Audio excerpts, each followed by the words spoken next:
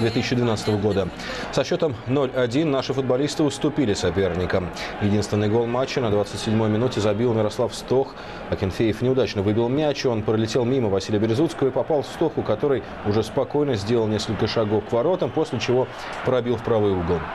У российской сборной было несколько шансов сравнять счет, но удача сегодня оказалась не на стороне подопечных Дика Адвоката. Yeah, very disappointing result. Мы очень разочарованы результатом. Yeah, what can I say about the game? I think there was one team who deserved to win. И что я могу сказать об игре, так это то, что одна команда заслуживала победу. This kind of games sometimes happen. Но такие игры иногда случаются. But I'm still satisfied with the way we played. Но я удовлетворен тем, как мы играли.